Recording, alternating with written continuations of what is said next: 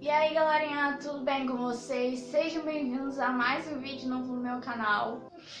Meu gato aqui no mesmo quarto que eu, que no caso é meu quarto, me olhando gravar, tipo, o que ela tá falando, velho? É porque não dá pra mostrar pra vocês.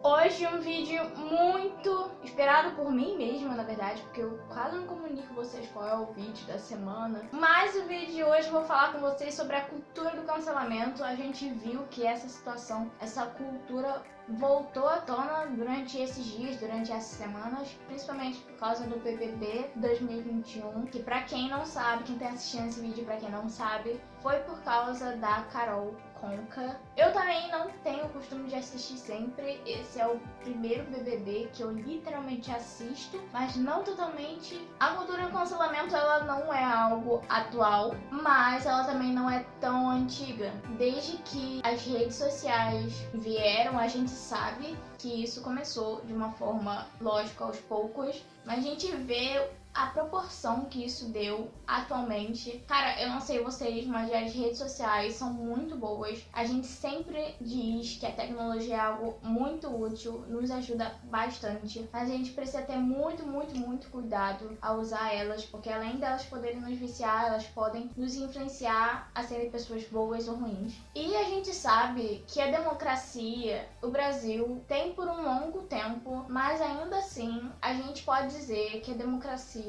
se tornou literalmente visível a partir das redes sociais. Até porque nas redes sociais a gente pode expor a nossa opinião da mesma forma que antes delas não podia ser feito. Mas ela também nos permite ouvir, interpretar e lidar com opiniões diferentes que você tem na sua vida. A gente pode dizer que, tipo, apesar das redes sociais estarem no mundo, na vida das pessoas muito antes de 2018, no Brasil, em 2018, essa cultura do cancelamento se tornou muito mais intensa com a eleição para presidente. Eu, ano passado, fiz um pré-vestibular com Descomplica, vocês sabem disso, e uma das coisas que meu professor de geografia e atualidade sempre falava era exatamente isso, que muita gente fez questão de sair do grupo da família e não voltou até hoje. Muita gente não conversa com certas pessoas, muita gente vive no seu mundinho de ideias, ideologias, porque simplesmente em 2018 as pessoas pararam e fizeram questão de parar de ouvir as outras pessoas. E o mais louco é que a gente vê o quão ruim isso é para o brasileiro em diversos assuntos, mas principalmente em relação à política. Eu quero que vocês me respondam, deixa aí nos comentários. Você já foi cancelado alguma vez? Um pensamento que eu tenho é que convivência não quer dizer que você vai concordar com tudo. Então, o meu círculo de convivência, minha família, meus amigos, até as pessoas novas que eu conheço, independente de eu ter uma visão diferente de vida que eles, isso não faz com que eu pare de conviver, mas por muitas vezes eu me vi pensando diferente das minhas amigas, diferente dos meus amigos, pensamentos diferentes até com pessoas da minha família, e ainda assim eu convivo com eles, ainda assim eu faço questão de ouvir para que eu possa discutir com os argumentos que eu tenho para mim. Não julguem os outros para vocês não serem julgados por Deus, porque Deus julgará vocês do mesmo modo que vocês julgarem os outros e usará com vocês a mesma medida que vocês usarem para medir os outros. Por que é que você vê o cisco que está no olho do seu irmão e não repara na trave de madeira que está no seu próprio olho? Como você pode dizer ao seu irmão, me deixe tirar esse cisco do seu olho, quando você está com uma trave no próprio olho? Hipócrita! Tire primeiro a trave que está no seu olho, então poderá ver bem para tirar os ciscos que está no olho do seu irmão. Cara, Jesus é bem sincero quando ele diz hipócrita você que julga o seu irmão, que fala que ele fez algo errado, que ele pensa da forma errada, mas você não tem a humildade de olhar para o seu interior, para as suas ideologias, suas opiniões e ver se realmente aquela ideia é certa, vale para aquela situação, porque muitas vezes a gente acha que a nossa ideia, nosso pensamento é a verdade absoluta e muitas das vezes a gente é ofensivo, é arrogante para dizer isso. E a gente parou com essa questão de ouvir as pessoas, independente se a gente pensa da mesma forma ou não. Jesus e seus discípulos é o maior exemplo. Uma coisa que eu vi um post no Instagram do Yes He Is, que é um aplicativo, é uma comunidade evangélica focada em evangelismo, em estratégias de evangelismo, que é muito legal, por sinal. Eles também comentaram sobre essa questão da cultura do cancelamento, e um post que eles fizeram que foi muito legal foi falando sobre Mateus, que foi um dos discípulos de Jesus, que, cara, Mateus naquela época lá de Jesus, ele era um cobrador de impostos, e pra quem não sabe, o cobrador de impostos era aquela pessoa, a pior pessoa considerada pro povo lá, sabe? Mas ainda assim, Jesus viu que Mateus, ele tinha capacidade, e com seu olhar de misericórdia, ele chamou Mateus para que ele fosse discípulo de Jesus. Outra situação na Bíblia que a gente vê muito, como a gente precisa lidar com pessoas que erram, pessoas que fazem questão de errar, ao invés de cancelar, a gente ter misericórdia, é a situação de Zaqueu que a gente vê na Bíblia também. Zaqueu desceu depressa e o recebeu na sua casa com muita alegria.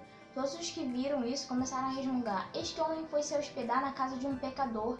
Zaqueu se levantou e disse ao Senhor: escute, Senhor, eu vou dar a metade dos meus bens aos pobres, e se roubei alguém, vou devolver 4 vezes mais. Então Jesus disse: hoje a salvação entrou nesta casa, pois este homem também é descendente de Abraão. Porque o Filho do Homem veio buscar e salvar quem está perdido. Para quem não sabe, Zaqueu era o chefe dos cobradores de impostos. Então, tu sabe, né? Mateus já era cancelado naquela época porque ele era cobrador de impostos.